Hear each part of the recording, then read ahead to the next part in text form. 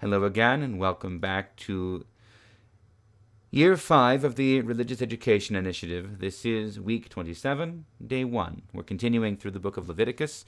So last time we read the first part of what is called the Holiness Code from Leviticus chapters 17 and 18, as God commanded the children of Israel and the non-Israelites living among them to abstain from idolatry, from eating blood, and from sexual immorality. This time we will see what are the distinct and particular commandments that God gives to the children of Israel themselves. So this is chapter 19. The Lord spoke to Moses, saying, "Speak to all the congregation of the people of Israel, and say to them, You shall be holy, for I, the Lord your God, am holy. You shall each revere your mother and father, and you shall keep my Sabbaths. I am the Lord, Yahweh your God. Do not turn to idols or make cast images for yourselves. I am Yahweh, the Lord your God." And then from verse 5 through verse 8, there are instructions for when to eat a sacrifice, basically no later than the third day after it is sacrificed.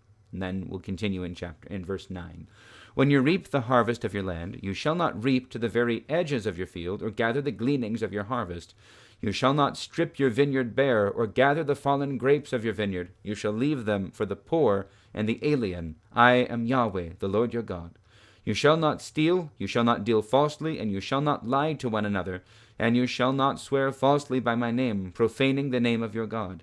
I am Yahweh, the Lord. You shall not defraud your neighbor, you shall not steal, and you shall not keep for yourself the wages of a laborer until morning. You shall not revile the deaf, or put a stumbling block before the blind. You shall fear your God. I am Yahweh, the Lord. You shall not render an unjust judgment. You shall not be partial to the poor, or defer to the great. With justice you shall judge your neighbor. You shall not go around as a slanderer among your people, and you shall not profit by the blood of your neighbor. I am Yahweh, the Lord. You shall not hate in your heart any one of your kin. You shall reprove your neighbor, or you will incur guilt yourself. You shall not take vengeance or bear a grudge against any of your people, but you shall love your neighbor as yourself. I am Yahweh, the Lord. And then from verse 19 through verse 22, there are instructions not to mix different kinds of animals or seeds or cloth, and there are rules regarding female slaves. And then verse 23 will continue. When you come into the land and plant all kinds of trees for food, then you shall regard their fruit as forbidden. 3 years it shall be forbidden to you, it must not be eaten. In the 4th year all their fruit shall be set apart for rejoicing in the Lord. But in the 5th year you may eat of their fruit, that their yield may be increased for you. I am Yahweh, the Lord your God. You shall not eat anything with its blood. You shall not practice augury or witchcraft. You shall not round off the hair on your temples, or mar the edges of your beard. You shall not make any gashes in your flesh for the dead, or tattoo any marks upon you. I am Yahweh, the Lord. Do not profane your daughter by making her a prostitute, that the land not become prostituted and full of depravity. You shall keep my Sabbaths and reverence my sanctuary. I am Yahweh, the Lord. Do not turn to mediums or wizards. Do not seek them out to be defiled by them. I am Yahweh, the Lord your God.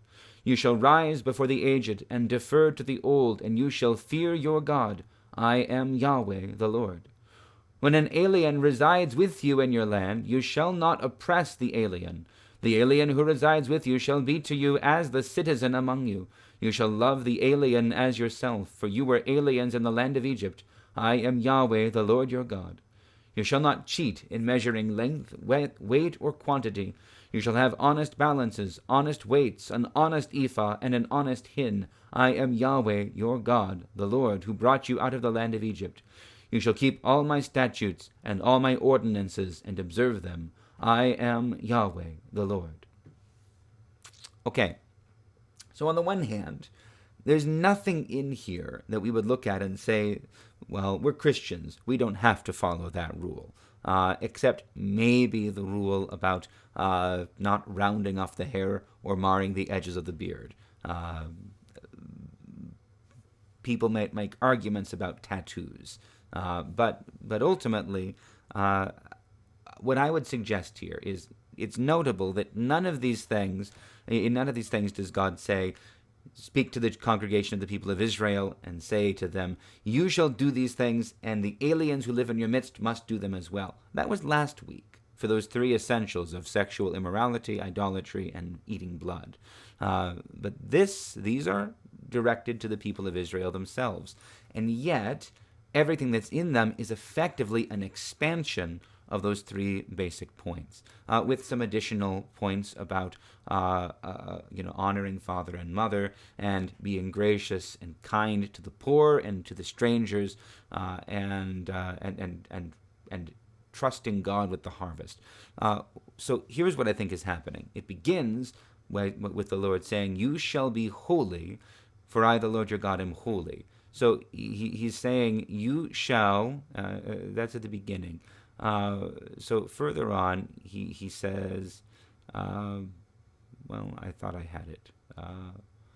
The point is, they are to be holy. They are to be an example. They are to be a blessing to the people. They are to be set apart from everyone that lives around them.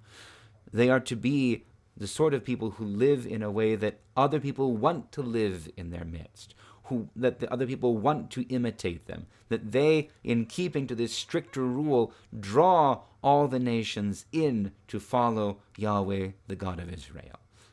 So they are given more details, and they are called to a higher standard. But the point here is not only Jews have to follow this rule, only Hebrews.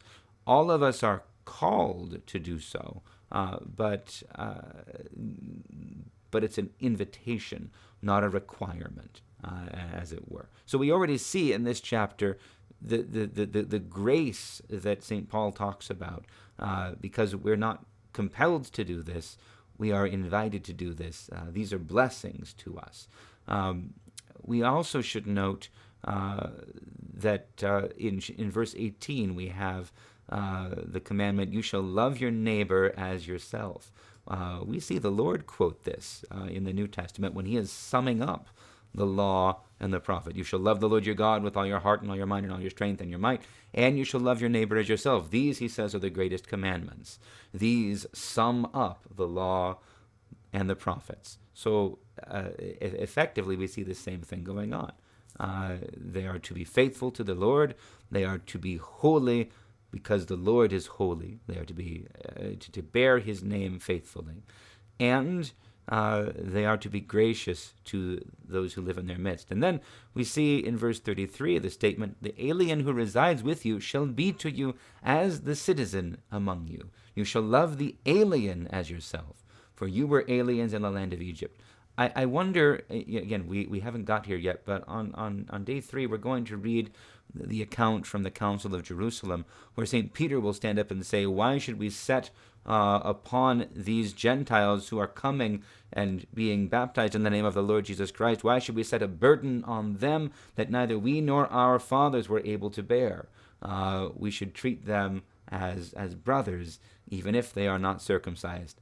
So we can really see in this chapter the essential guidance for the faithful of Israel and how they are to welcome brothers and sisters from the nations who come to follow Jesus Christ. And this is how the church takes it. This is how the decision is made in the book of Acts, in Acts chapter 15.